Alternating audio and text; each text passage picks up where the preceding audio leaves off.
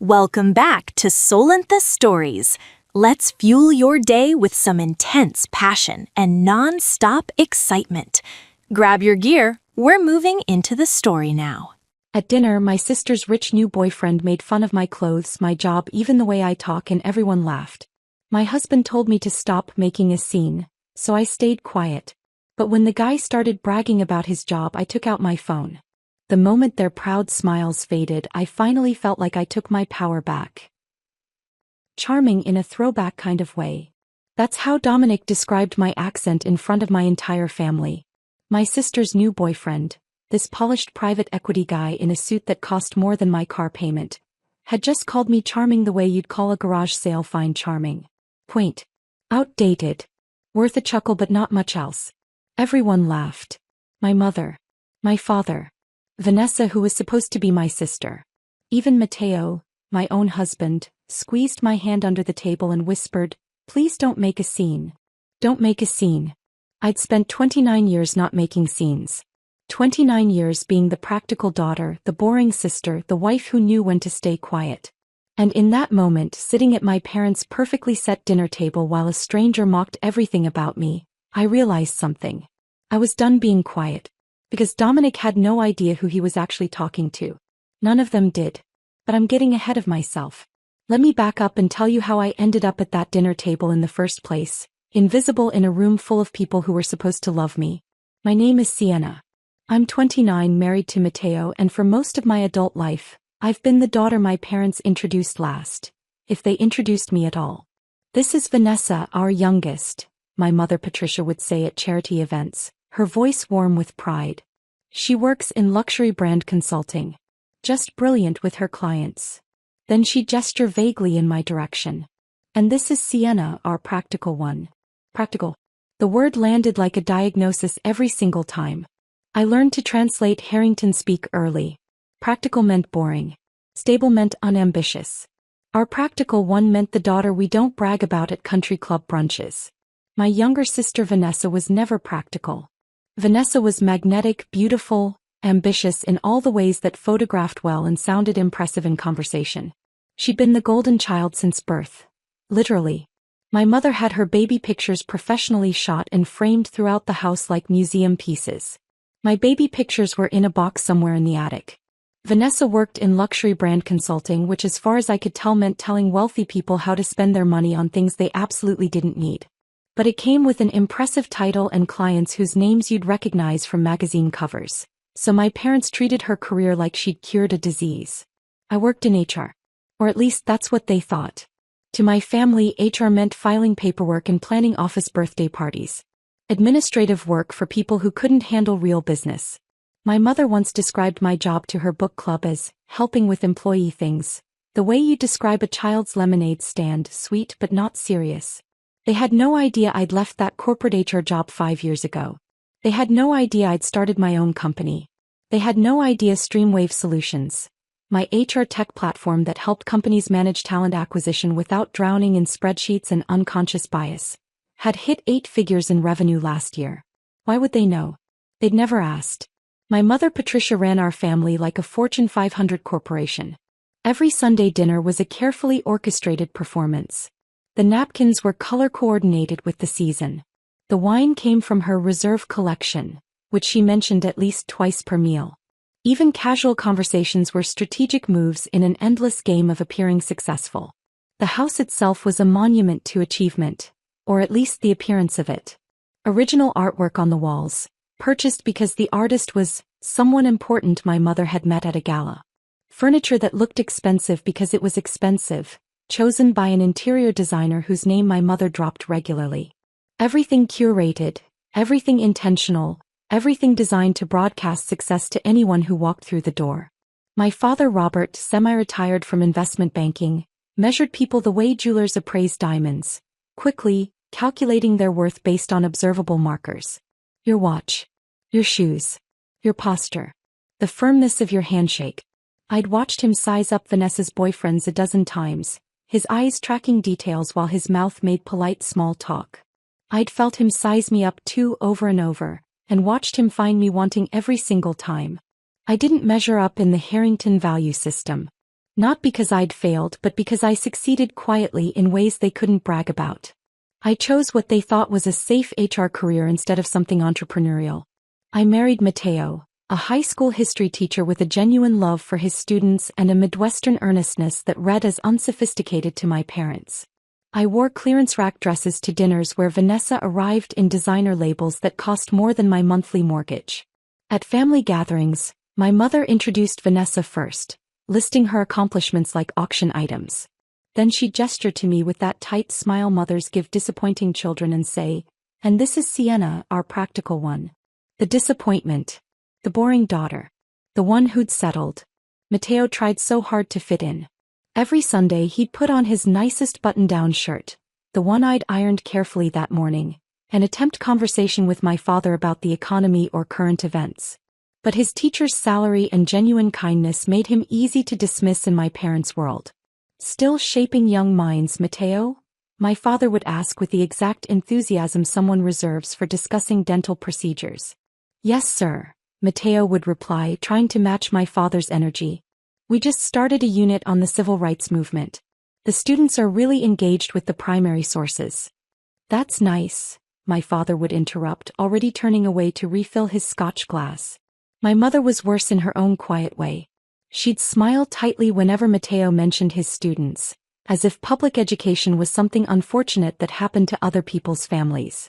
Something vaguely embarrassing like financial trouble or a relative in rehab. I'd watch my husband shrink a little more each Sunday.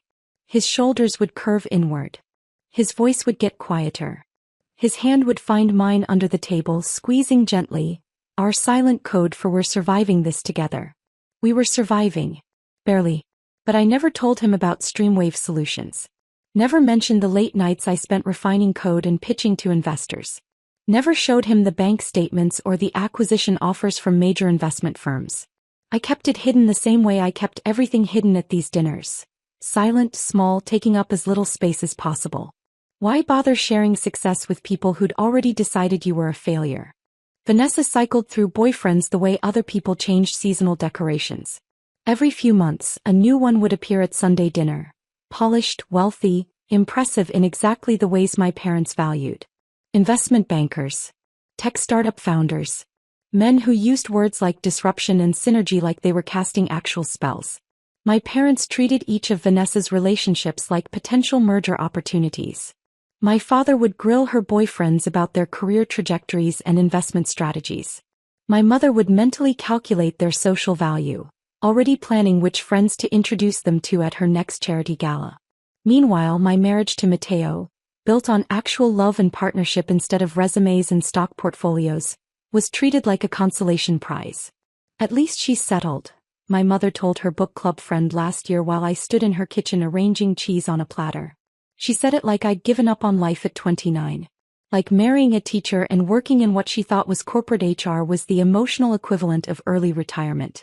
I pretended not to hear. I was excellent at pretending. I pretended not to notice 1,000 other small cruelties. The way my father's eyes glazed over when I spoke. The way my mother seated me at the far end of the table during holiday dinners, positioned between elderly relatives hard of hearing and children too young for adult conversation. The way Vanessa's smallest accomplishments were celebrated with champagne while my actual achievements went completely unnoticed. But I kept a mental ledger. Every dismissal, every condescending comment, every time I was introduced as "our practical one," I filed it away like receipts in a folder marked evidence of everything wrong with this family. I told myself it didn't matter. I'd risen above their shallow obsession with status and appearances. I was building something meaningful. Something that actually helped people while they played their endless games of social positioning. I was lying to myself. It mattered. All of it mattered. Every slight carved a little deeper, left me a little smaller, made me question whether I was actually worth seeing or if maybe my parents were right and I really was just practical, just stable, just fundamentally unimpressive. Then Vanessa called that Sunday afternoon, and I knew immediately this boyfriend would be different. "He's not like the others," she gushed, her voice pitched high with performative excitement. "He's in private equity. Works with international portfolios. He went to Wharton." I could practically hear my mother's heart rate spike through the phone. "That sounds great," I said, folding laundry in our small apartment bedroom, only half listening. Vanessa's boyfriends were all interchangeable to me, expensive suits wrapped around fragile egos. Mom's already planning the entire dinner, Vanessa continued. She wants everything perfect. You're still coming Sunday, right? As if I had a choice. As if skipping Sunday dinner was ever actually an option in the Harrington family. When I told Matteo about the upcoming dinner, he sighed the way people do when facing something inevitable and unpleasant. He was grading papers at our kitchen table, red pen in hand, looking tired in that specific way teachers do in October when the school year's initial enthusiasm has worn off but winter break is still impossibly far away. Maybe this one will be decent, he offered without looking up from a student's essay about the American Revolution. I didn't have the heart to tell him that decent wasn't what my parents valued. Impressive was. Successful was. Wealthy was. Decent was just another word for practical, and we both knew how that word translated in Harrington speak. That evening I stood in front of our bedroom closet staring at the same navy dress I'd worn to the last 3 family dinners. It was simple, appropriate, inoffensive. It was also completely invisible, exactly like me at these gatherings. I caught my reflection in the full-length mirror and barely recognized the woman staring back. When had I become so small? When had I started apologizing for my existence just by walking into a room? My phone buzzed. A text from my mother. Dinner at 6 sharp. Don't be late. And Sienna, please make an effort with your appearance. First impressions matter. I'd been having Sunday dinners with my parents for 29 years. Apparently, I still hadn't made a good first impression. Sunday arrived with the inevitability of a dental appointment. Matteo drove us to my parents' house in silence, his hands gripping the steering wheel a little too tightly. I stared out the window watching familiar neighborhoods blur past, each house bigger than the last as we got closer to the Harrington estate. Estate. That's what my mother called it. To everyone else, it was just a large house in an expensive suburb, but Patricia Harrington didn't do modesty. We pulled into the circular driveway at 5:58. 2 minutes early, which in my mother's world meant we were cutting it dangerously close. The house looked like Martha Stewart had staged an intervention. Candles flickered in every window, their warm glow carefully calculated to suggest both elegance and welcome. Classical music drifted from somewhere inside, something orchestral and expensive sounding. Even the front door wreath looked professionally arranged, autumn leaves and berries positioned with the kind of precision that suggested someone had been paid well for their time. My mother opened the door before we could knock. She was wearing her important guest pearls, the strand she reserved for impressing people who mattered. Her hair was perfect, her makeup flawless, her smile bright and completely artificial. "Darling," she said, kissing my cheek while her eyes performed a rapid full-body scan of my outfit. I watched her smile tighten microscopically when she registered the familiar navy dress. The same one. "How lovely," she said, her tone conveying the exact opposite. "Matteo, wonderful to see you." She ushered us inside with the efficiency of someone managing traffic flow at an event. The dining room table was visible from the entryway, and I could already see it was set with military precision. Crystal glasses caught the candlelight. Silverware was arranged in perfect alignment. The napkins, burgundy because autumn, were folded into some elaborate shape I couldn't identify. "Vanessa and Dominic are in the living room," my mother said, already moving in that direction. "Come meet him." We followed her into the living room and there they were. Vanessa practically vibrated with excitement on the cream-colored sofa, positioned perfectly beside her prize catch.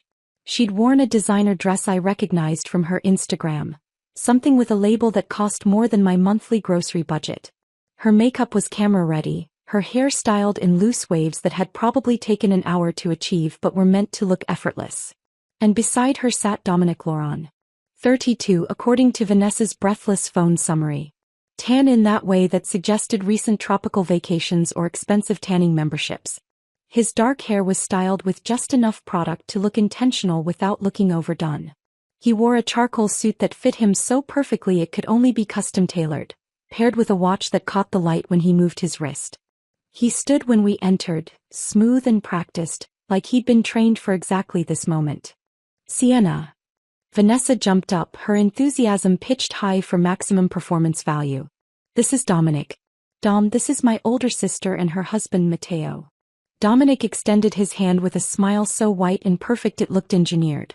Pleasure to meet you both, he said, his voice warm and confident. Vanessa's told me so much about her family.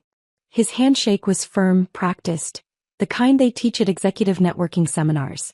Not too strong, not too weak, just enough pressure to convey confidence and competence. Nice to meet you, I said, extracting my hand.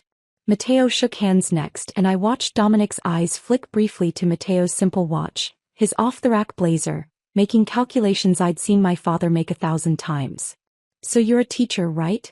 Dominic asked, his tone friendly but faintly condescending. That's admirable work. Really admirable. Admirable. The word people use when they mean noble but pointless. My father appeared from the kitchen carrying his signature scotch, already halfway through the glass. Robert Harrington, he said, extending his hand to Dominic with more warmth than he'd shown Matteo in 4 years of marriage. Heard great things. Private equity, Vanessa tells us. And just like that, Dominic had the floor. We moved to the dining room and I watched the performance unfold exactly as I'd predicted. Dominic held court like a keynote speaker at a conference, my parents hanging on every buzzword-laden sentence. The landscape right now is all about strategic diversification, Dominic said, swirling his wine with casual expertise. You can't just throw capital at opportunities anymore. It's about leveraging predictive analytics to optimize cross-sectoral positioning. My father leaned forward, enchanted. That's exactly right. Too many people chase trends without understanding fundamental value propositions. I had no idea if my father actually understood what Dominic was saying, or if he was just matching energy with someone who sounded impressive. My mother's eyes glittered with satisfaction, the same look she got when her charity galas exceeded fundraising goals. This was exactly what she wanted for Vanessa. Not love, not partnership, but this. A man who could hold his own in conversations about money and markets, who wore the right watch and had the right pedigree. Vanessa beamed beside Dominic, her hand resting possessively on his arm, her laugh a little too loud at his mediocre jokes. She was performing too, playing the role of adoring girlfriend to this impressive man, basking in the reflected glory of his apparent success. I pushed asparagus around my plate and felt Matteo's knee press against mine under the table. Our silent code. We're surviving this together. But something felt different tonight. Even Matteo seemed diminished in a way I hadn't seen before. His shoulders curved inward. His responses to questions came out quieter than usual, almost apologetic. So Matteo, my father said during a brief pause in Dominic's monologue, still teaching American history? Yes, sir, Matteo replied. We just started a unit on Reconstruction. The students are really engaging with the primary source materials. That's good, my father interrupted, already turning back to Dominic. So you were saying about the acquisition pipeline? I watched Matteo's face close off slightly, retreating into himself the way he always did at these dinners. Then Dominic's attention shifted and I felt the temperature in the room drop.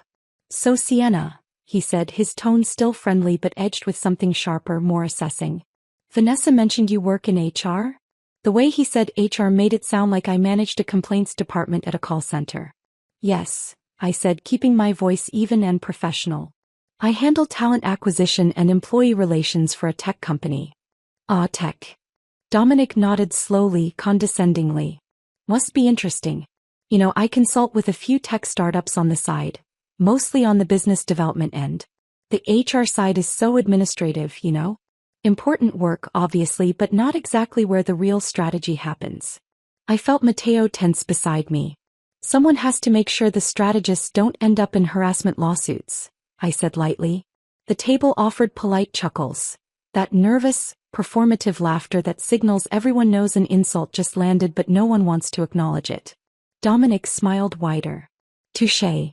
But seriously, have you ever thought about pivoting? You seem smart. Maybe transition into something more growth-oriented? Business operations, maybe strategic planning. Before I could respond, my mother jumped in. Sienna's always preferred stability over risk, she said, her voice warm but dismissive. She's very practical that way. There was again. Practical. The word that defined my entire existence in this family. The table murmured agreement. My father nodded like she'd made an excellent point. Vanessa smiled sympathetically, as if my career choices were a chronic condition she'd learned to accept. I felt something crack inside my chest. Small but significant, like the first fracture in a dam before the whole thing breaks. Dominic wasn't finished. Well, nothing wrong with practical, he said, though his tone suggested otherwise. But you know what they say, real success requires calculated risks. That's how wealth is actually built. He gestured vaguely at the expensive dining room, the implication clear. This is what success looks like, and you'll never achieve it by playing it safe. My father raised his glass slightly in agreement. Dominic turned his attention back to Matteo. And teaching man respect. Seriously, teachers are heroes. Underpaid heroes, but heroes. He chuckled, shaking his head. I actually considered teaching once, you know. During my gap year before Wharton. Thought I'd do teach for America, give back to the community. But then I realized I could make more impact through capital allocation, you know? Help more people by creating jobs and economic opportunity. My father actually nodded like Dominic had just shared profound wisdom. Matteo's jaw tightened, but he said nothing. His knee pressed harder against mine under the table. The dinner continued, and Dominic's condescension grew bolder with each course. He commented on my dress during the salad course. That's a cute dress, Sienna. I love that color, so classic. Very timeless. Cute. Timeless. All code words for cheap, outdated, something you'd find at a clearance sale. Vanessa giggled. Sienna's always been more understated with fashion. Understated. Another word that meant boring. During the main course, Dominic suggested Matteo look into educational consulting. Seriously, man, you should consider it, he said, cutting into his steak with practiced precision. There's real money in it. These private consulting firms that work with school districts. They pay way better than classroom teaching. You've got the expertise. Might as well get compensated properly for it. The implication was clear. You're wasting your potential on a job that doesn't pay enough. Matteo forced a smile. I appreciate the suggestion. I'll look into it. But he wouldn't. We both knew he loved teaching, loved his students, loved the actual work even if the salary was modest. Then came the comment that finally broke something in me.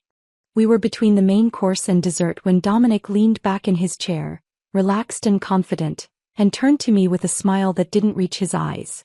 You know, Sienna, I have to say, I love your accent. It's charming. Very throwback. Where are you from originally? Rural Pennsylvania, I said quietly. Ah, that makes sense. He nodded like he'd solved a puzzle. It's charming in a throwback kind of way. Very authentic. Charming. Throwback. Authentic. He just called my accent. The slight rural twang I'd never fully lost despite years of trying to soften it. Quaint and outdated. Worth a chuckle but not much else. The table laughed. My mother. My father. Vanessa. And Matteo, my husband, the man who'd promised to honor me, to stand beside me, squeezed my hand under the table and leaned close. Please don't make a scene, he whispered. 5 words that cut deeper than anything Dominic had said all night. I froze, my fork halfway to my mouth. Don't make a scene. I'd spent 29 years not making scenes. So I did what I'd always done. I smiled. Stayed quiet. Let them continue their performance while I disappeared into myself. But inside something had shifted. Dessert arrived on my mother's finest china. Individual servings of tiramisu arranged with the kind of precision that suggested she'd special ordered them from that Italian bakery downtown she loved to mention in conversations. The one where the pastry chef trained in Milan. My mother served each plate personally, a ritual she performed when she wanted to emphasize her role as the perfect hostess. She set one in front of Dominic with a warm smile, then moved around the table with decreasing enthusiasm until she reached me. Enjoy, she said to the table generally, settling back into her seat. Dominic leaned back in his chair, radiating the relaxed confidence of someone who'd won every argument simply by showing up. He dominated the entire dinner, held court for nearly 2 hours, and now he looked completely at ease, like a king surveying his kingdom. He swirled his wine, the deep red catching the candlelight, and launched into what was clearly meant to be his closing argument for why he was the most impressive person in the room. So I'm actually in the middle of this massive acquisition right now, he announced, his voice carrying that casual authority people use when they're about to brag. My firm's acquiring this mid-tier software company, Stream something. Can't remember the exact name off the top of my head. My fork stopped halfway to my mouth. It's a decent logistics platform, he continued, completely oblivious. Nothing revolutionary but solid fundamentals. We're planning to gut the existing structure, bring in new leadership, restructure the tech stack, and flip it for triple the valuation. Classic value extraction play. He said it so casually, like he was discussing weekend golf plans, completely unaware that he was describing my company. My company. Streamwave Solutions. The platform I'd built from absolutely nothing 5 years ago when I'd left a toxic corporate HR job and risked everything. Our savings, our stability, my reputation, to create something meaningful. Something that actually helped people. The company that had consumed my nights and weekends for half a decade. The one I'd coded myself in the beginning, sitting at our kitchen table at 2 a.m. because I couldn't afford to hire developers yet. The one that had nearly bankrupted us twice before it finally gained traction. The company that hit 8 figures in revenue last year. And this fraud sitting across from me couldn't even remember its name. That sounds incredibly complex, my mother cooed, her eyes bright with admiration. How do you manage all the moving pieces? Dominic waved his hand dismissively, false modesty practically radiating off him. It's what I do. You develop instincts for these things after enough deals. Knowing which companies have hidden value, understanding market positioning, seeing opportunities other people miss. My father leaned forward, eager to demonstrate his own financial acumen. What's the timeline on something like that? 6 months? A year? We're targeting close in 90 days, Dominic said confidently. Fast execution is key in these situations. You don't want competitors sniffing around once word gets out. Vanessa gazed at him like he'd just invented currency. That's so impressive, babe. I can't believe you're working on something that big. I sat there, my fork trembling slightly in my hand, feeling a rage so pure and cold it sharpened every thought in my head to crystal clarity. Because I knew, absolutely, unquestionably knew, that Dominic Laurent had zero connection to the actual acquisition team at Apex Capital Partners. I'd sat through every single meeting with Apex. 5 months of negotiations, presentations, due diligence sessions. I'd reviewed every document, every contract draft, every organizational chart. I'd shaken hands with the managing directors, the legal team, the financial analysts. I knew the names of their assistants. I knew which partner took her coffee black and which one had a daughter starting college in the fall. Dominic's name had never appeared once. Not in emails. Not in presentations. Not in the legal paperwork. Not in casual conversation. Not anywhere. He was lying. Completely, entirely, brazenly lying. Using my company, my work, my sacrifice, my success, as a prop to impress my family. And they were believing him. Eating it up like starving people at a feast, asking follow-up questions, nodding approvingly, treating him like the successful one while I sat invisible at the other end of the table. The daughter who'd never amounted to anything was actually the CEO he was pretending to have power over. The irony was so sharp it could draw blood. The key, Dominic continued, warming to his subject, is understanding that mid-tier companies like this one don't know their own value. They're usually run by people who stumbled into success. Right place, right time, but no real business sophistication. Our job is to professionalize the operation and unlock the real potential. People who stumbled into success. I'd worked 16-hour days for 2 years straight to build Streamwave. I'd taught myself advanced coding. I'd pitched to 47 investors before finally getting funded.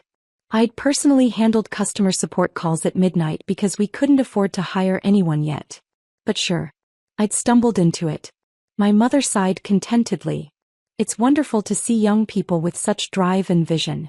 Don't you think so, Robert? Absolutely, my father agreed, raising his glass slightly toward Dominic. This is exactly the kind of strategic thinking that separates successful people from everyone else. I felt something inside me snap. Not loudly. Not dramatically. Just a clean break, like a bone finally giving way under pressure it was never meant to bear. I set down my fork carefully, deliberately, the way you handle something fragile and dangerous. Matteo glanced at me nervously. He knew my expressions well enough to sense the shift, even if he didn't understand what was causing it yet. I pulled out my phone slowly, ignoring his questioning look. My hands felt steadier than they had in years as I navigated to my email and opened the folder labeled Apex Acquisition. 5 months of correspondence, all meticulously organized. Team rosters. Organizational charts. Meeting notes. Legal documents. Everything I needed. Dominic, I said, my voice cutting through his monologue like a knife through silk. The table went quiet. Everyone turned to look at me, surprised to hear me speak with such clarity, such purpose. Dominic blinked, clearly not expecting to be interrupted. A flicker of irritation crossed his face before he smoothed it back into politeness. What firm did you say you work for? I asked, my tone conversational, almost friendly. He straightened slightly, probably thinking I was finally engaging with his brilliance. Apex Capital Partners. Why do you ask? And you're leading the Streamwave acquisition? That's right. His confidence was already returning, that smug certainty that he could talk his way through anything. Why, do you know someone there? I smiled. Not the tight, performative smile I'd worn for 4 years of Sunday dinners. Not the polite mask I put on to keep peace. This was something else entirely.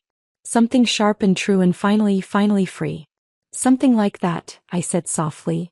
I turned my phone screen toward him, holding it steady so everyone at the table could see if they leaned forward. The email was open, pulled up to the acquisition team roster. Official Apex Capital Partners letterhead at the top. A complete list of every person involved in the Streamwave deal, from managing directors down to junior analysts. That's interesting, I continued, my voice still calm, still conversational, because I'm the founder and CEO of Streamwave Solutions. And according to these documents, which I have because I've been in active negotiations with Apex for 5 months, you're not on the acquisition team. Dominic's face went still. Actually, I said, scrolling deliberately, letting the silence build around us like rising water, you're not listed as employed by Apex Capital Partners at all.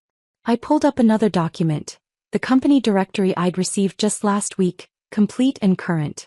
In fact, I added, my voice still quiet but carrying clearly in the dead silence, according to public SEC filings, you were terminated from Apex 6 months ago for ethics violations. The room went nuclear silent. Not polite dinner silent, where people pause their conversation out of courtesy. This was the kind of silence that follows explosions. When everyone's ears are ringing and reality hasn't caught up yet. When the world has fundamentally shifted and no one knows quite how to process it. Dominic's tan face drained of color, going from bronze to the shade of old newspaper in seconds. My mother's wine glass trembled in her hand, the red liquid threatening to spill over the rim. My father's mouth opened and closed soundlessly, like a fish trying to breathe air. Vanessa stared at Dominic, her expression shifting from confusion to horror in slow motion, every emotion playing across her perfect features as the truth settled in. And Matteo looked at me like he was seeing his wife for the first time in 4 years of marriage. Really seeing me. The woman who'd been invisible at this table for so long had just become the only person in the room that mattered. I kept my phone steady, the evidence clear and indisputable on the screen. And I waited. Dominic's mouth opened and closed twice before any sound came out. There must be some kind of misunderstanding, he finally managed, his voice lacking all the smooth confidence that had carried him through dinner. Corporate structures are complicated. Sometimes names don't appear on every document. These aren't just any documents, I interrupted, my voice still calm, still steady. These are official team rosters. Legal filings. Communication logs. Your name isn't missing by accident, Dominic. It's missing because you were never part of this deal. His face had gone from newspaper pale to flushed red, panic setting in as his carefully constructed facade crumbled in real time. I wasn't done. Not even close. My fingers moved across my phone screen with absolute certainty, pulling up another file. The adrenaline flooding my system should have made my hands shake, but instead they felt steadier than they had in years. Like I'd been preparing for this moment my entire life without knowing it. Actually, Dominic, I have more here, I said, scrolling through the documents I'd saved months ago during my due diligence research. SEC filings are public record, you know. Anyone can access them if they know where to look. I turned the screen toward the table again, angling it so everyone could see clearly. The document header read, Securities and Exchange Commission, Employment Termination Disclosure. This is from 6 months ago, I explained, my voice taking on the tone I used in business presentations. Clear, factual, impossible to argue with. Apex Capital Partners filed this disclosure as required by law when they terminated a senior employee for cause. I scrolled down to the relevant section, where Dominic's full name appeared in black and white. You were let go for falsifying client reports and misrepresenting deal involvement to secure personal bonuses, I read aloud. The investigation found you'd been claiming credit for acquisitions you had no role in, inflating your performance metrics and creating fictional client relationships. Vanessa made a small wounded sound, something between a gasp and a whimper. The kind of noise that escapes when something inside you breaks suddenly and completely. My mother sat frozen, her perfect hostess mask finally cracking like porcelain under pressure. Her mouth was slightly open, her eyes wide, all her careful composure shattered. My father stared at Dominic with an expression I'd never seen before, the look of a man who'd just realized he'd been thoroughly fooled. His analytical mind was clearly recalculating everything, running the numbers on how badly he'd misjudged this situation. So the billion-dollar deal you've been bragging about? I continued, my voice still eerily calm. That's my company. The company I founded 5 years ago. The company I built from nothing while working 70-hour weeks. The company that's actually in acquisition talks with Apex, except you have zero connection to it. I looked directly at Dominic, holding his gaze. You've been lying about everything. The silence that followed was absolute. Even the classical music that had been playing softly in the background seemed to have stopped, though that might have just been my perception narrowing to this single moment. Dominic's jaw worked soundlessly. His hands gripped the edge of the table, knuckles white. Then he stood abruptly, his chair scraping against the hardwood floor with a sound so harsh it made my mother flinch. You don't know what you're talking about, he said, but his voice had lost all its authority. It came out thin, desperate, the sound of a man drowning and grasping for anything to keep himself afloat. You're taking things out of context. Those documents don't tell the whole story. I'm literally showing you official SEC filings, I replied, still seated, still calm, still holding every bit of power in the room. What context makes fraud acceptable? Vanessa found her voice then, small and shaking, nothing like the confident woman who'd walked in here 2 hours ago. You told me you were promoted, she said, staring at Dominic like she was seeing a stranger. Last month you said they made you a managing director. You showed me an email. Babe, I can explain. Don't call me that.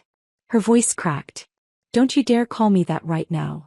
Dominic turned to her, reaching for her hand across the table, but Vanessa pulled away like his touch burned.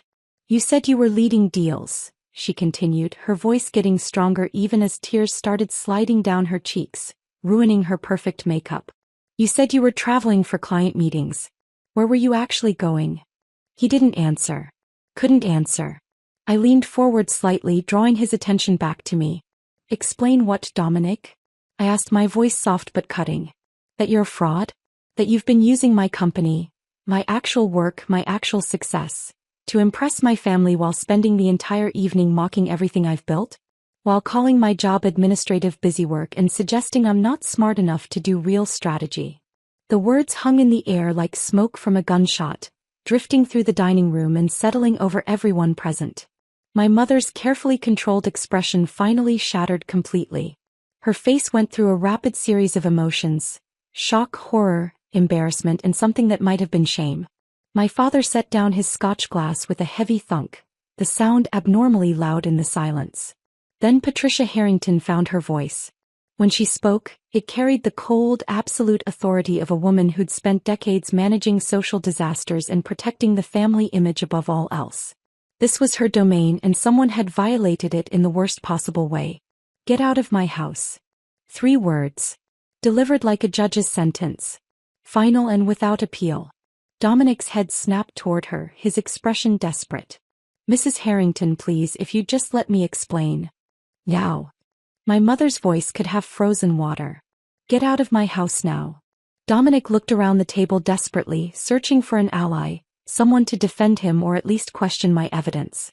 Someone to give him the benefit of the doubt. He found nothing but shocked faces and averted eyes. My father wouldn't look at him, staring instead into his scotch like it contained answers to questions he should have asked hours ago. Vanessa had turned away completely, her shoulders shaking with silent sobs.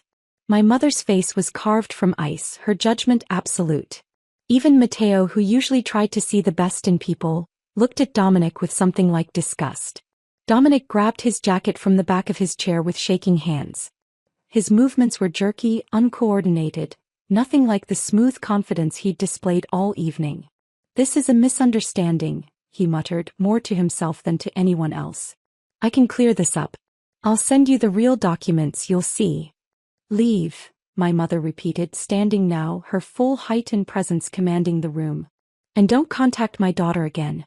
Any of my daughters." Dominic looked at Vanessa one last time, his expression pleading, but she wouldn't turn around. He walked to the front door, his footsteps echoing through the suddenly too quiet house. The door opened, closed. The sound echoed through the dining room like a period at the end of a very long, very painful sentence. And then he was gone. In the silence that followed, I could hear everything with strange clarity. The ticking of my mother's antique clock in the hallway. The soft sound of Vanessa crying. My father's heavy breathing. The blood rushing in my own ears. My mother sank back into her chair slowly, moving like someone much older than she was. Her hands were folded on the table in front of her, gripping each other so tightly her knuckles had gone white.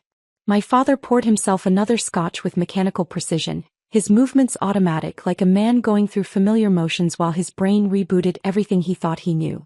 Vanessa's tears were quiet but steady, the kind of crying you do when you realize you've been publicly humiliated. When you've been thoroughly fooled and everyone witnessed it.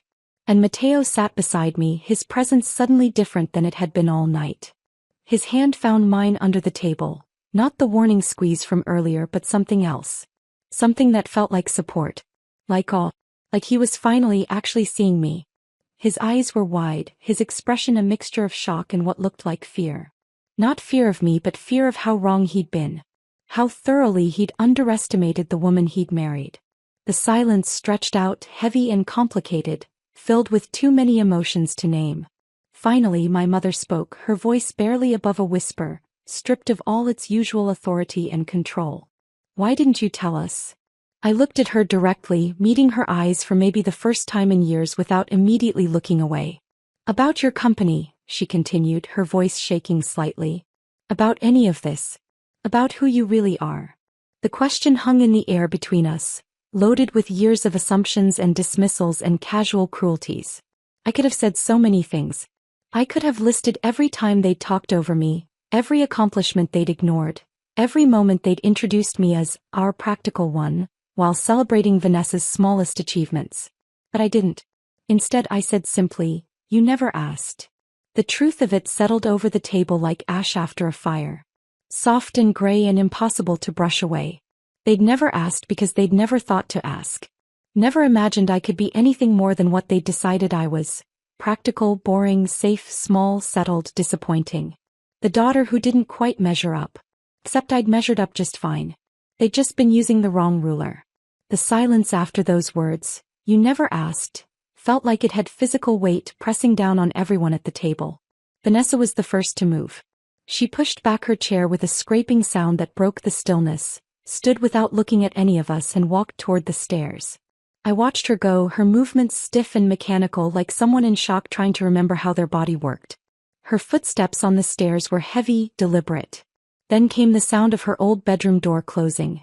Not slamming, just closing with a finality that somehow felt worse than anger would have. A moment later I could hear the muffled sounds of crying through the ceiling. Soft at first, then louder, the kind of crying that comes when you finally stop trying to hold it together. My mother stood abruptly, her chair scraping back. She began clearing plates with sharp, angry movements that had nothing to do with actual cleaning and everything to do with needing something, anything, to do with her hands. Silverware clattered against china with jarring loudness. A fork fell to the floor and she left it there, moving to the next plate with jerky, aggressive efficiency. My father sat completely motionless, still staring into his scotch glass like it held answers to questions he hadn't known existed an hour ago. His face had gone slack, all the usual analytical sharpness replaced with something that looked like genuine confusion. Matteo finally spoke, his voice low and uncertain. "We should probably go." He said it gently, like someone trying not to startle a wounded animal. His hand was still holding mine under the table, but the grip felt different now. Less supportive, more desperate, like he was anchoring himself to something familiar while everything else shifted around him. My mother stopped mid-motion, a dessert plate suspended in her hands. She stood frozen like that for a long moment, staring at the half-eaten tiramisu, before setting it down carefully on the sideboard. "Wait," she said. Something in her voice was different. Smaller. All the usual command and authority had drained out of it, leaving behind something I'd never heard from Patricia Harrington before. Uncertainty. "Sienna, She stopped, her mouth opening and closing as she searched for words that apparently didn't exist. Her hands gripped the edge of the sideboard, knuckles white. "I need to understand." She turned to face me fully, and I saw that her perfect composure had completely shattered. Her eyes were red-rimmed. Her lipstick had worn off hours ago. She looked older, smaller, like someone had deflated her from the inside. "You own a company," she said slowly, carefully, like someone learning a foreign language. "Worth how much?" I met her gaze steadily, not looking away this time, not making myself smaller to fit her comfort level. 8 figures in revenue last year," I said clearly. "We're currently in acquisition talks with Apex Capital Partners and 2 other major investment firms. The projected valuation is between 40 and 60 million, depending on which offer we accept." My father's head snapped up so fast I heard his neck crack. The number had finally penetrated his shock, cut through the fog of scotch and embarrassment, and reached the part of his brain that understood what those figures actually meant. 60 million, he repeated, his voice hoarse. "You built a $60 million company." "Built and currently run," I confirmed. "I have 43 employees across 3 offices. We serve over 200 corporate clients. Last quarter we expanded into the European market." My mother lowered herself slowly back into her chair, like her legs had stopped working properly. "And we never knew," she whispered. "No," I agreed. "You never knew." Matteo's hand tightened on mine and I turned to look at him. His face had gone pale, his eyes wide with an expression I couldn't quite read. Shock, definitely. But something else underneath it. Something that looked uncomfortably like fear. "We should go," he said again, quieter this time. "Let your family process this." But he wasn't thinking about my family. I could see it in the way he wouldn't quite meet my eyes, the way his free hand kept rubbing his knee. A nervous habit he had when something made him deeply uncomfortable. He was the one who needed to process. "Can we talk?" I asked him quietly. "Privately." He nodded, looking relieved to have an excuse to move, to do something other than sit in this room filled with the wreckage of assumptions. We stood and I followed him into the hallway, away from my parents who remained frozen in the dining room like figures in a painting of a disaster. Matteo walked until we were near the front door, far enough that our voices wouldn't carry clearly back to the dining room. He turned to face me, and for the first time in our 4 years of marriage I saw him look at me like I was a stranger. "You own an 8-figure company," he said slowly, testing the words like they might be lies. "You're in talks to sell it for $60 million. "Yes. And you never told me." This time it wasn't a question. It was an accusation wrapped in confusion. I looked at him, really looked at the man I'd married. The high school history teacher who loved his students and graded papers at our kitchen table and made terrible jokes about the Constitutional Convention. The man who'd promised to honor me, to support me, to be my partner in everything. The man who'd whispered, "Please don't make a scene," while a stranger mocked everything about me. "Would you have believed me?" I asked quietly. "If I'd told you 2 years ago or a year ago or even 6 months ago, would you have believed me? Or would you have thought I was exaggerating or gotten lucky, or somehow stumbled into success the way Dominic described?" He flinched and I had my answer. "Sienna. I'm tired, Matteo." The words came out heavier than I intended, weighted with 4 years of shrinking myself, of playing small, of apologizing for existing in spaces that were supposed to celebrate me. I'm so tired of being the disappointing daughter. Tired of being the boring sister. Tired of being the wife who needs to behave and not make scenes. My voice cracked slightly on the last words, and I hated that it did, hated showing weakness now when I'd been so strong just minutes ago. "I built something real," I continued. "Something meaningful that actually helps people and creates jobs and changes how companies think about human resources. And I've been hiding it, hiding myself, because this family only respects success when it comes packaged the right way. When it looks impressive enough, sounds important enough, makes them look good enough." Matteo's expression shifted, shame mixing with what looked like genuine realization washing over his features. "I should have defended you," he said quietly, his voice rough. "Tonight. Every Sunday night for the past 4 years. Every time your father dismissed your work or your mother introduced you as our practical one. I let them make you feel small because it was easier than confronting them. Because he stopped, swallowed hard. I was scared of them. Of their judgment. Of not measuring up in their world. The admission hung between us, honest and painful. I'm sorry, he added. I'm so sorry, Sienna. The apology was genuine. I could hear it in his voice, see it in the way he couldn't quite meet my eyes. But it also felt late, like flowers brought to a funeral. Beautiful, meaningful, but unable to change what had already happened. Yes, I said simply. You should have. We stood there in the hallway, surrounded by family photos on the walls. Pictures of holidays and graduations and celebrations that suddenly felt like evidence of a life I'd never actually lived. A life where I was always in the background, always slightly out of focus, always just barely included in the frame. I wondered if our marriage could survive this. If Mateo could handle being married to the version of me that existed outside this house. The version that ran board meetings and negotiated with investors and made decisions that affected dozens of people's livelihoods.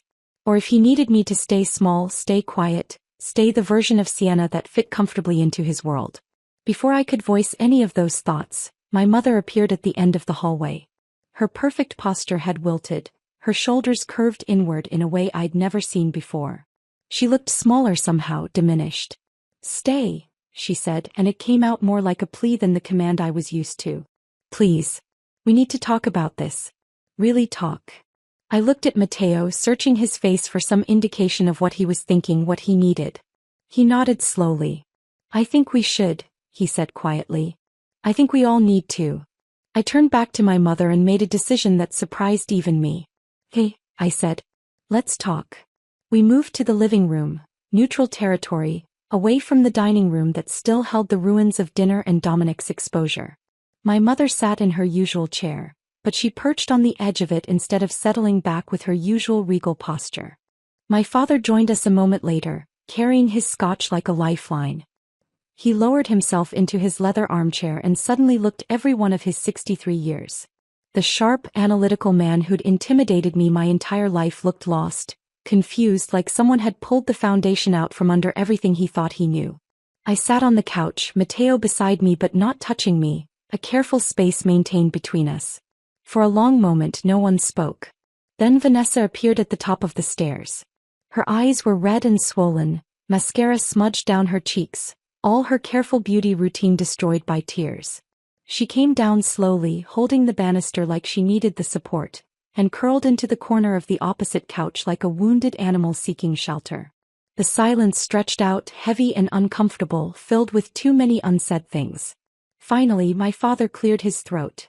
I've been a fool, he said. The words clearly cost him something. Robert Harrington had built his entire identity on being right, on being smarter than everyone else in the room, on understanding value and worth with precision. We've been fools, he continued, looking at my mother, then at me. We measured you by standards you never agreed to. We ignored everything that didn't fit our narrow definition of success. And his voice cracked slightly. We made you feel invisible in your own family. My mother nodded, and I saw tears threatening her carefully applied mascara. I thought I was teaching you girls to be strong, she said softly. To be ambitious.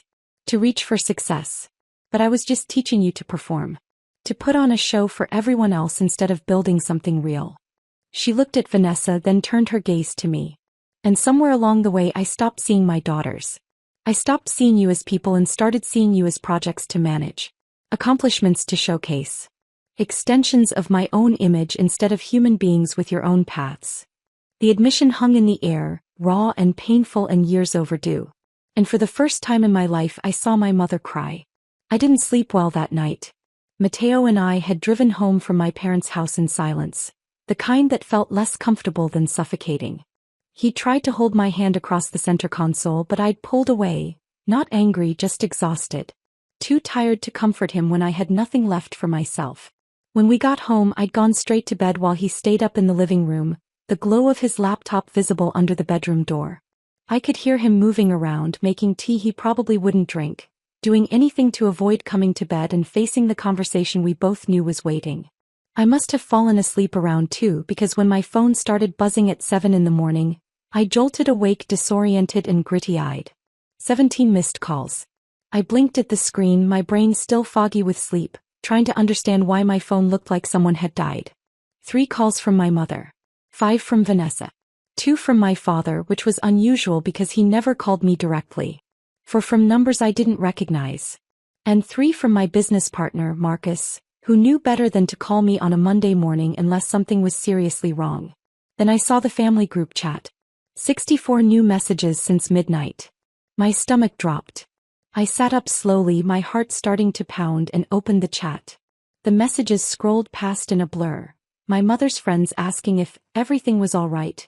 Distant cousins I hadn't spoken to in years suddenly very concerned about my well-being. Even my father's golf buddy chiming in with a cryptic, "Saw the news. Call if you need anything." What news? I scrolled back to find the source and found a message from Vanessa, posted at 11:43 last night. "I'm so sorry. Emma posted about dinner. It's everywhere." My hands went cold. I opened my personal social media, something I rarely checked, and saw that I'd been tagged in dozens of posts overnight.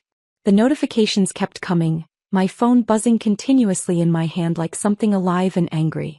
The original post was from Emma Chin, Vanessa's friend who'd apparently stopped by during dessert. I vaguely remembered her poking her head into the dining room to say hello to my mother before the Dominic situation exploded. She'd witnessed everything. And she'd posted about it. Not a video, thank God. But a detailed blow-by-blow account written with the kind of breathless excitement people reserve for witnessing car crashes or celebrity meltdowns. "Just witnessed the most insane family dinner of my life," Emma's post began. "The quietest woman at the table, literally has said maybe 5 words all night. Absolutely destroyed her sister's rich boyfriend by casually revealing she's secretly a millionaire and he's been lying about everything." The silence that followed. I can't. The man went from bragging about acquiring her company, that he didn't know was hers, to getting kicked out of the house in under 5 minutes. This woman is my new hero. The post had been shared 4,000 times. 4,000. It had hundreds of comments, people I'd never met discussing me like I was a character in a TV show they were binge-watching. This is the energy I need in 2024. The quiet ones are always the most dangerous. I need this woman's name so I can apply to work for her company. Imagine spending a whole dinner mocking someone and then finding out they're your boss's boss's boss. My phone buzzed again. A text from Marcus, my business partner. "You're a meme. Check Twitter. Also call me ASAP." With shaking hands I opened Twitter. The quiet tech CEO was trending. Someone had found my LinkedIn profile and posted a screenshot. Another person had found Streamwave Solutions' website and shared it with the caption, "This is the company the fraud was pretending to acquire." A third had created a whole thread analyzing power moves by underestimated women in male-dominated spaces. I was being celebrated as some kind of folk hero for introverts and overlooked women everywhere. One tweet with 20,000 likes read, "She sat there through an entire dinner of insults and just waited for the perfect moment to pull out receipts. This is chess, not checkers." Another, "The fact that her own husband told her not to make a scene and she still took this man down is incredible." She said, "I'm making the scene." I felt like I was watching my life become public property in real time, like someone had taken my most private family moment and turned it into entertainment for strangers. My bedroom door opened quietly. Matteo stood there holding 2 mugs of coffee, his hair messy from sleep, his expression cautious. "You're awake," he said softly. "I thought I heard your phone." "I'm trending on Twitter," I said, my voice flat. He winced. "I know. I've been up for a few hours. I wanted to let you sleep, but, yeah. It's everywhere." He crossed the room and sat on the edge of the bed, offering me one of the mugs. The gesture felt significant somehow, like he was trying to rebuild something he'd let crack through years of neglect. I took the coffee but didn't drink it, just wrapped my hands around the warm ceramic and stared at my phone screen. "You're trending," Matteo said again unnecessarily. He pulled out his own phone and showed me. The story had evolved beyond Emma's original post. People were doing deep dives into my background, finding old articles about Streamwave Solutions funding rounds, sharing screenshots of my company's client list. A tech journalist from a major publication had already sent an interview request to my business email. My work inbox, which I'd checked despite it being barely past 7 in the morning, had 47 new messages.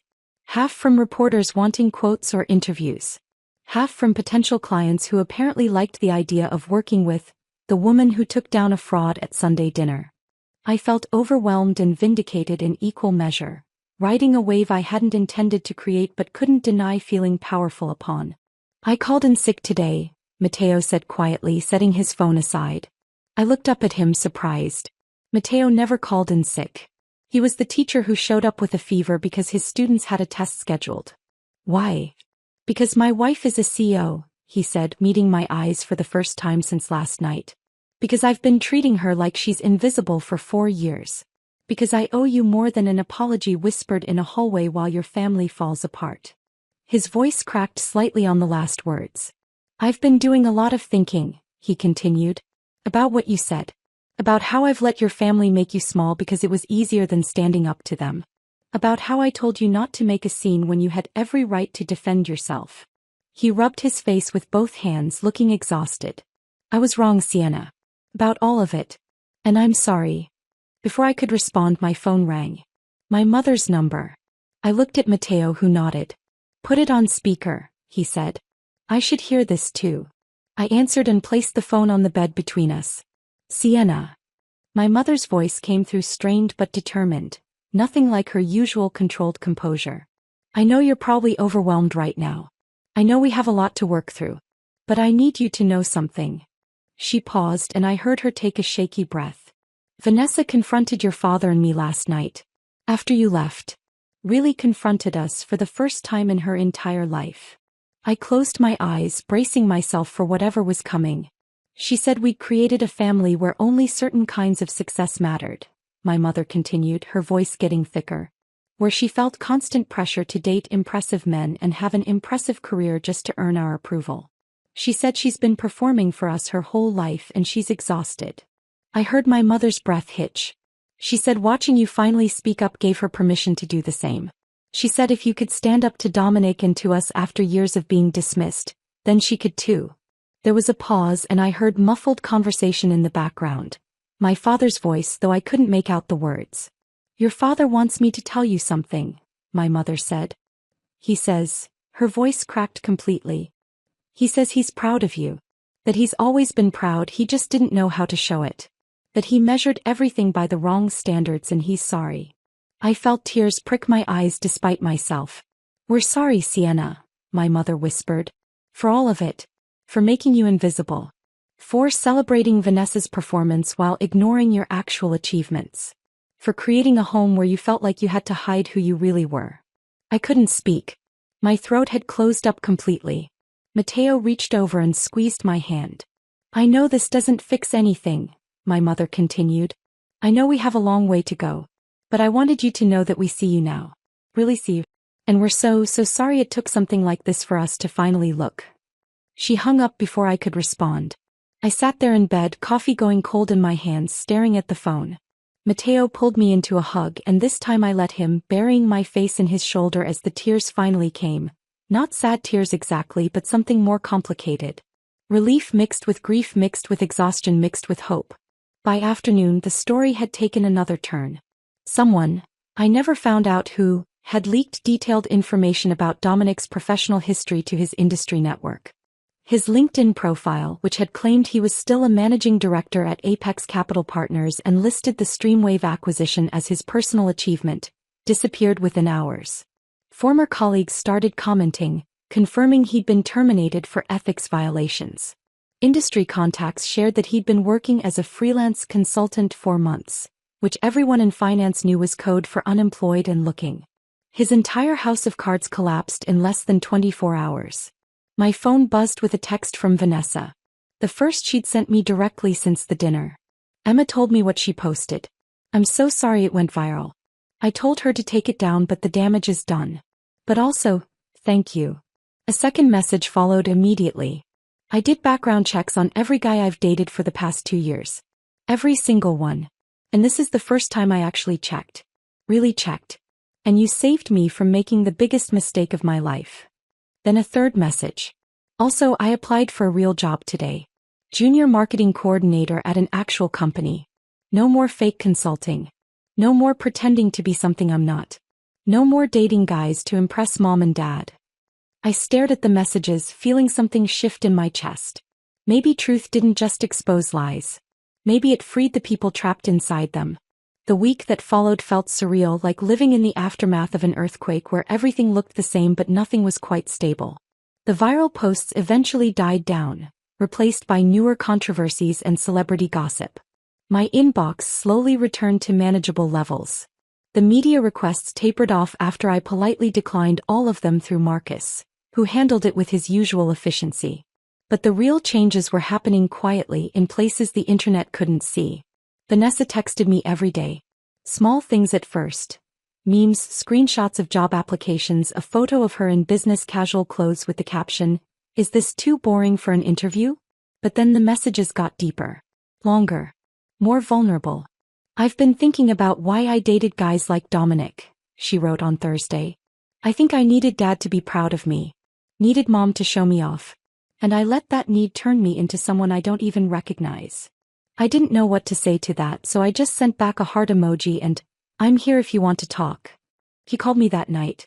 We talked for 2 hours about things we'd never discussed before. The pressure of being the favorite, the loneliness of performing constantly, the fear of being ordinary. 'You were always braver than me,' she said quietly near the end of the call. 'You just did what you wanted without needing their approval.' I couldn't do that. I needed their approval too, I admitted. I just stopped waiting for it. On Saturday morning my mother called. 'Sunday dinner,' she said without preamble. 'Just the 4 of us. No performances, no guests, no expectations. Just family.' She paused and I could hear her take a breath. 'Will you come? Please?' Matteo was watching me from across the kitchen table, his coffee halfway to his mouth, clearly trying to read my expression. 'Hey,' I said. 'We'll be there.' When we pulled into my parents' driveway Sunday evening, my stomach was tight with nerves despite everything. Some habits die hard and years of dreading these dinners had left their mark. But something was different the moment my mother opened the door. She was wearing jeans. Actual denim jeans, not the designer kind she wore to charity brunches, but regular worn-in Levi's paired with a simple navy sweater. Her hair was pulled back in a casual ponytail instead of her usual styled perfection. No pearls. Minimal makeup. She looked more like a regular mom than I'd ever seen her. "Sienna." "Matteo." She stepped forward and hugged me longer than usual, holding on like she was afraid I might disappear. When she pulled back, I saw her eyes were red-rimmed, like she'd been crying recently, but they were clear. Focused. "Thank you for coming," she said, and her voice cracked slightly on the last word. Inside the house felt different. Quieter. Less staged. Like someone had finally turned off the show lights and let reality seep back in. The dining room table was set simply. No elaborate centerpiece, no color-coordinated napkins, no crystal glasses that cost more than my monthly utilities. Just regular dishes, regular silverware, a simple vase with grocery store flowers. And the smell coming from the kitchen was unfamiliar. "Dad cooked," Vanessa said from behind me, and I turned to see her standing in the living room doorway. She looked younger somehow. She'd pulled her hair into a messy bun, wore minimal makeup, and was dressed in leggings and an oversized sweater instead of her usual designer ensemble. Without all the armor, she looked more like the sister I remembered from childhood, before everything became a competition, before every interaction became a performance. She crossed the room quickly and hugged me tightly.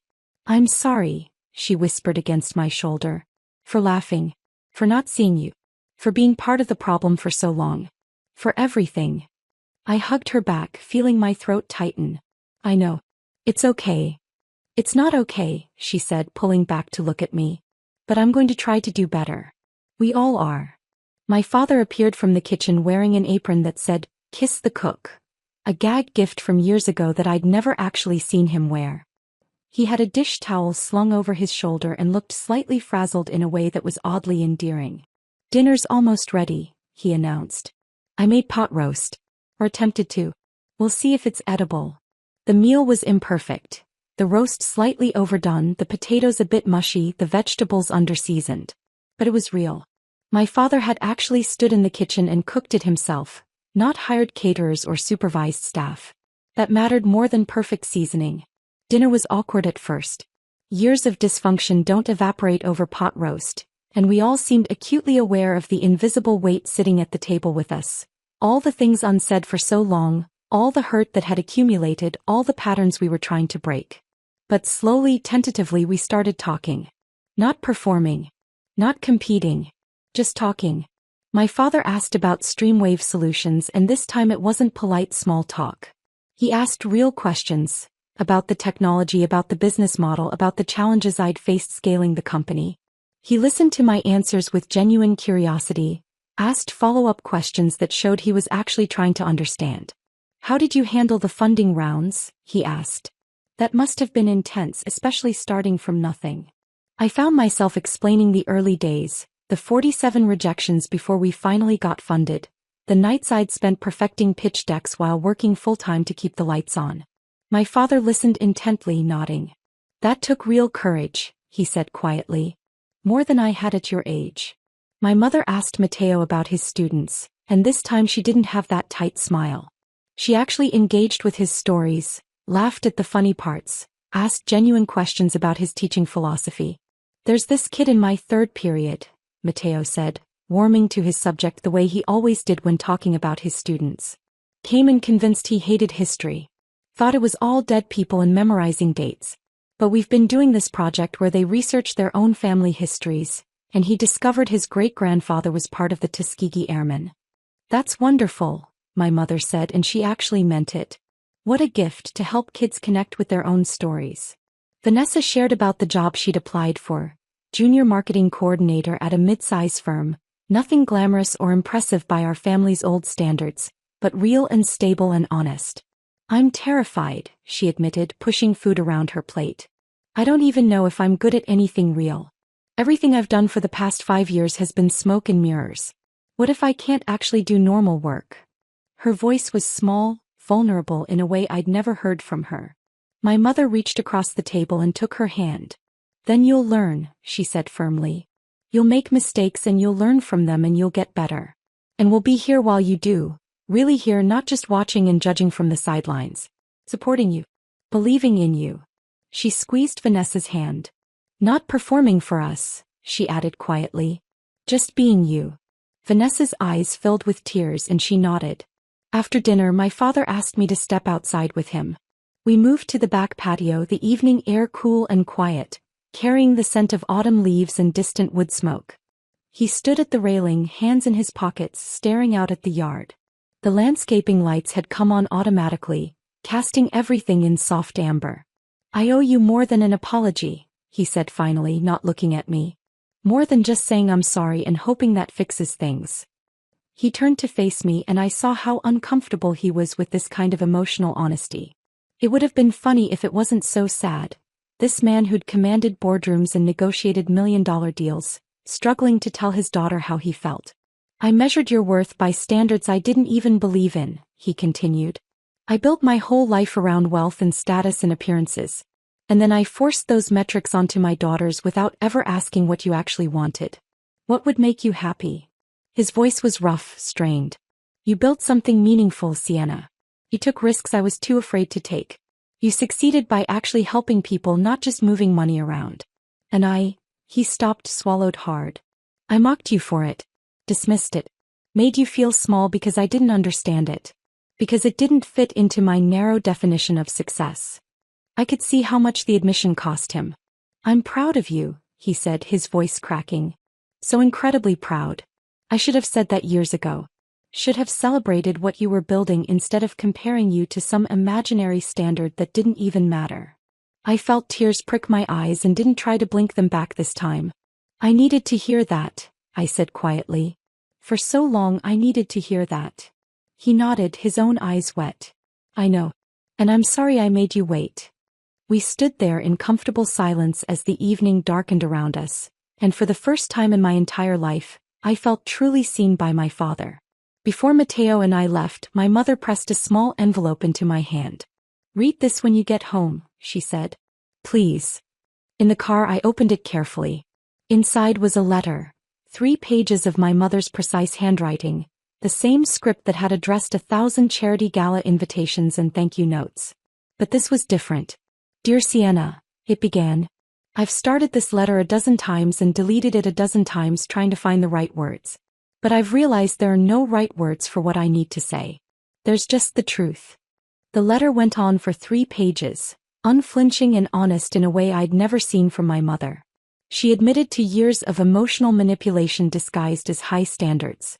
Apologized for creating a home where love felt conditional on performance. Acknowledged that she'd spent so long controlling how the family looked that she'd forgotten to see who we actually were. I've started therapy, she wrote near the end. I'm trying to understand why I needed everyone to be perfect instead of just letting them be real.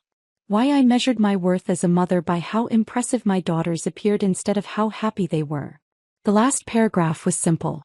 I don't expect forgiveness immediately. I just want you to know I'm trying to change. That I see the damage I've done and I'm committed to doing better. You deserved better from me. You always did. She'd signed it simply, Mom. I folded the letter carefully and slipped it into my purse. That's a start, I said quietly to myself. Not a resolution. Not a fairy tale ending where everything was suddenly perfect. But a genuine beginning. Mateo reached over and took my hand as we drove home through the quiet streets. Your family's actually trying, he said, and he sounded surprised. Yeah, I agreed, lacing my fingers through his. So are we. 3 months passed like pages turning in a book I was still learning to read. The acquisition closed in early December, finalized with signatures and handshakes and champagne in a conference room that overlooked the city. I'd negotiated to stay on as CEO through the transition period and beyond, maintaining control of the company's direction while gaining the resources to scale faster than I'd ever imagined possible. Marcus had hugged me after the final signing, whispering, "You did it. You actually did it." And I had. On a cold January morning, I stood in my corner office at Streamwave Solutions, newly renovated, twice the size of my old space, looking out over the city skyline.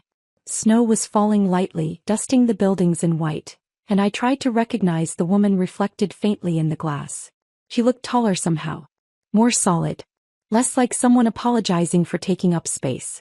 The viral story had faded from the internet's collective memory, replaced by newer scandals and fresher content.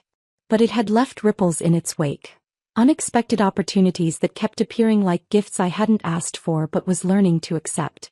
Speaking invitations from women's business organizations. Mentorship requests from young entrepreneurs who saw themselves in my story. Messages from strangers who felt invisible in their own families, thanking me for showing them it was possible to speak up. A business magazine had reached out last month wanting to do a profile. The quiet CEO who became an unlikely voice for the underestimated. I'd hesitated, my instinct still to stay small, stay private, stay invisible. But then I'd remembered that dinner.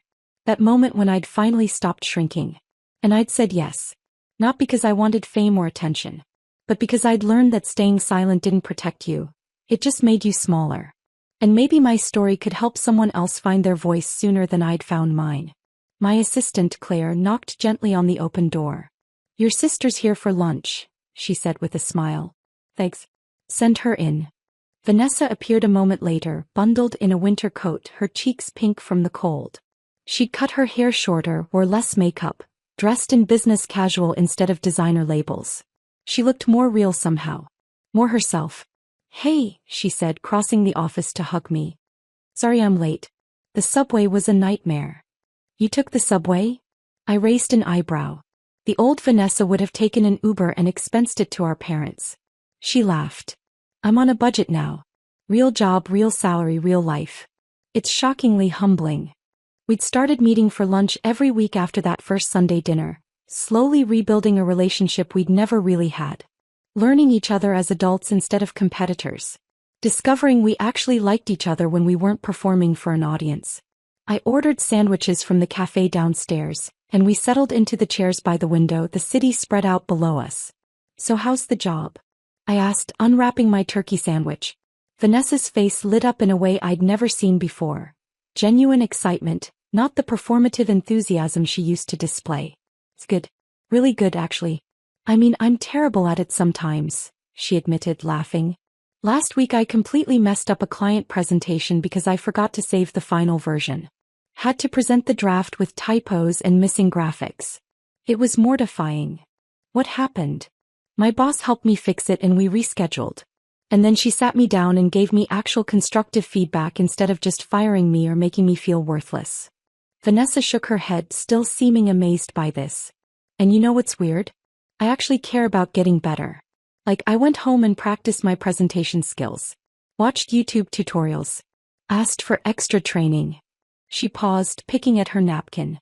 I spent so long performing for mom and dad that I forgot what it felt like to just be, she said quietly. To fail and try again without an audience judging whether I'm impressive enough. To work on something because I want to improve, not because I need to prove my worth. I understood completely. We'd both been performing different roles our entire lives. Her as the golden child, me as the disappointment. But we'd both been equally trapped in the script our parents had written. I'm glad you're finding yourself, I said. The real you. She smiled, but it was tinged with sadness. I'm 27. Feels late to be figuring out who I actually am. Better late than never. I guess. She took a bite of her sandwich, chewed thoughtfully. Mom asked if we'd both come to dinner next Sunday. Together, I mean. She's been cooking herself now. No catering, no elaborate themes. Just food and conversation. I nodded. I'll be there. Sunday dinners had become something different over the past 3 months. Smaller, quieter, more honest. My parents were trying, genuinely trying, to build something real instead of something impressive. It wasn't perfect. Years of dysfunction didn't disappear overnight. There were still awkward moments, stilted conversations, old patterns trying to reassert themselves. But they were trying. We all were. Family wasn't fixed overnight, but we were building something real from the ruins of what we'd pretended to be. That evening, Mateo and I sat on our apartment balcony despite the cold, bundled in blankets, watching the sun set over the city. The sky was painted in shades of orange and pink and deep purple, the kind of sunset that makes you believe in beauty even when everything else feels complicated. He'd been different these past 3 months. More present. More attentive. Actively working to see me, really see me, instead of the version of me that was easier to manage or ignore. We'd started couples therapy in November. Once a week, sitting in a small office with a kind woman named Dr. Martinez, working through years of unspoken resentments and unmet needs. It was hard work. Painful sometimes. But necessary.